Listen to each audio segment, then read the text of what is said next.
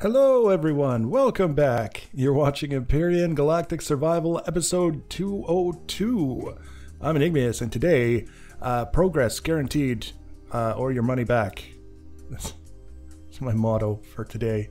The goal here is to basically finish the top portion of the nacelles. We've been working on them for a while, trying to get a feel for how they were going to go together, what things might be working and what things aren't working, and it's time to just make some progress. I think it's one of those situations where the most useful thing that we can do is something useful, and in this case I'm focusing on the sides and the top of the nacelles, basically the easy part. Out of all of the places that we could be working right now, this is the easiest one because we don't have to worry about what's going on the other side of the mirror. Whatever happens, happens. It's not that big of a deal. We're not working on the front. The front is going to need some more reworking, but we're not going to focus any attention on that at all. I'm just going to do it. I'm going to get it done, and then I'm going to show you the results. It's actually going to be, I think, fairly simple compared to what it is now. The back, I don't expect a lot of difficulty from the back, quite frankly. It's just one of those things. It's got a little bit of a slope on the back. We've got the profile already laid out for how we want that to go.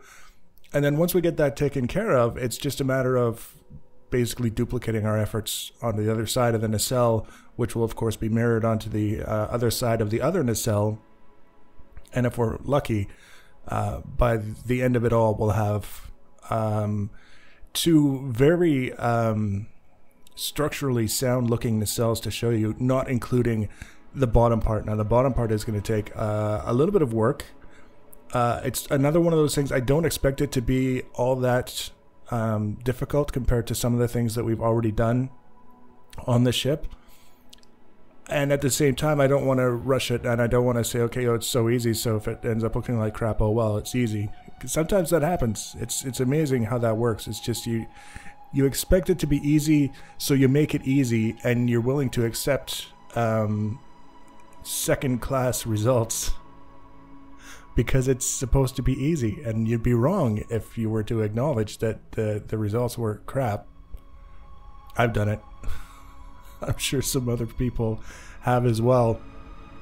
Now, the profile that we're working with is basically the evolution of the profile that we started with the red blocks down the middle. That particular profile was a little bit more intricate than what we're working with now. It's sort of kind of smoothed out on the sides a little bit, and I'm okay with that because realistically speaking, I'm not sure that we would have the necessary tools to incorporate those extra few curves that were in there in a way that actually makes the nacelles look better. I think that if we were to try really hard to make it work and to follow that profile as closely as we possibly could, that the nacelles would end up looking worse. So it's one of those trade-offs where I'm happy to acknowledge certain limitations in what we can expect from certain situations and just kind of move on, as long as I'm happy with the result. And so far, it's looking pretty good. I mean, they're looking a little bit more refined than I would have expected from a Star Trek universe ship of this time period, which is, as I mentioned, 10 years or so before the USS Enterprise. So you know, if we think back to the Enterprise, and it was basically a bunch of cylinders glued together with a dinner plate on top. that was the ship. And then it wasn't until later generations, literally, and you know, different series and things where they started to have the technology to go into more detail and create more intricate shapes. So this one's sort of in between, in the sense that by the 21st, 24th, whatever century, mankind has already been doing things more complex than cylinders. So it's not that difficult to believe that we would be able to have a more complex shape. What's maybe a little bit stretching things is that there would be that much effort put into the shape of the nacelles something that's so large. That's sort of where it comes down to whether or not a person can just relax and enjoy it, or whether they have to try and wrap it around what makes sense and what doesn't based on what they anticipate would be reasonable or not. In my case, I'm more than happy to accept that this is a plausible kind of design, that it's a little bit more involved than just a plain old cylinder, and I'm liking the way that it's working out. This part here, as we're kind of moving towards the back, is where I have to start paying extra close attention, because this is where we start doing the transitions and getting ready for all the transitions. Fortunately, the back, like I say, is just like an angled thing. It's just like cut off. There you go, done. It's not necessarily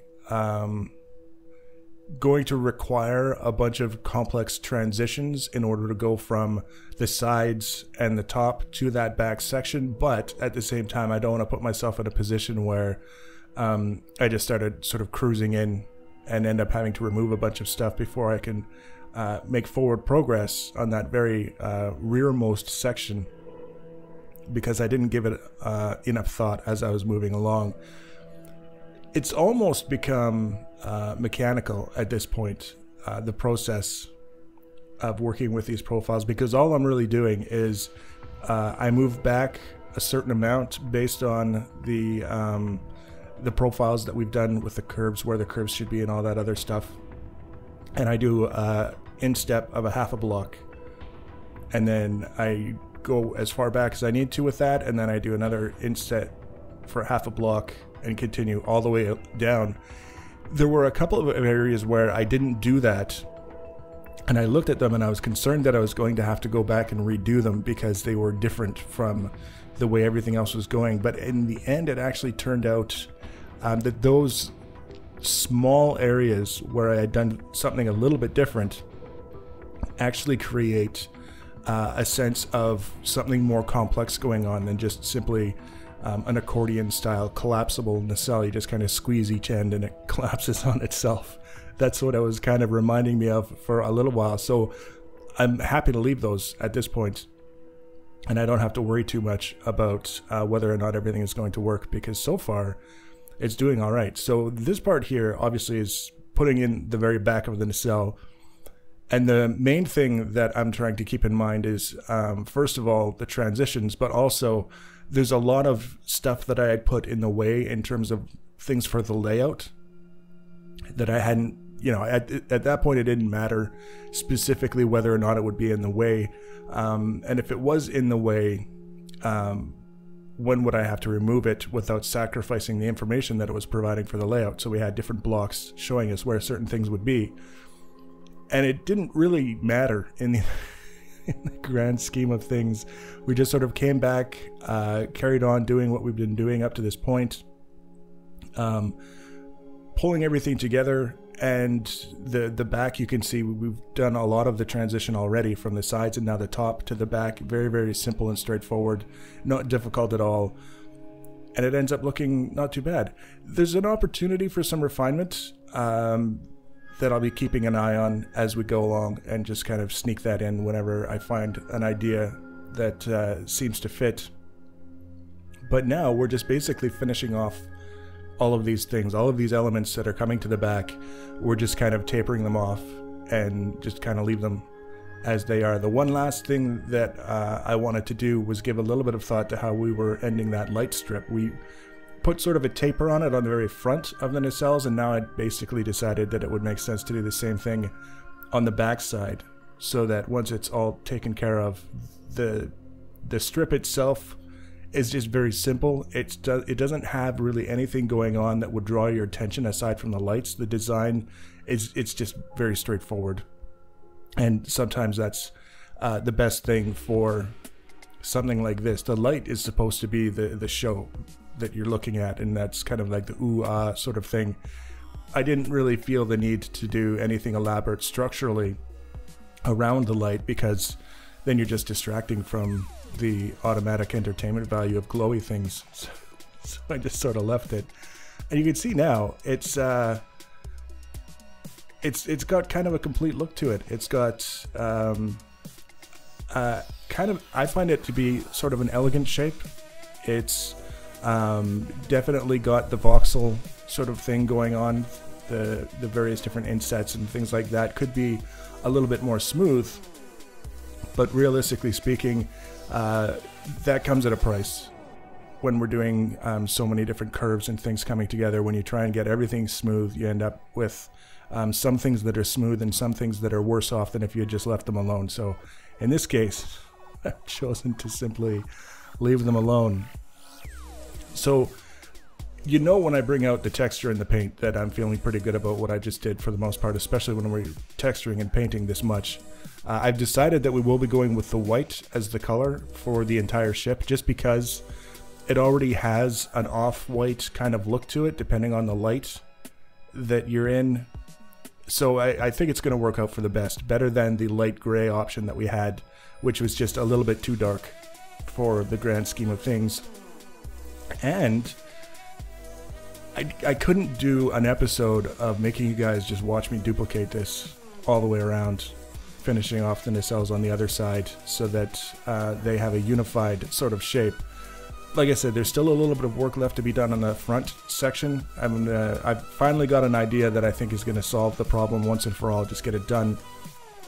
And I took the time to actually finish off the other side of the nacelles. I didn't paint them or texture them yet, but I got them taken care of, attached to the rest of the ship, and then I took a couple minutes of footage so that I could show you guys what it looks like at this point. With all of that stuff taken care of, we've got just a couple more little minor details here, just kind of cleaning up the last little bits before we move on. The next episode, we're going to be working on the underside.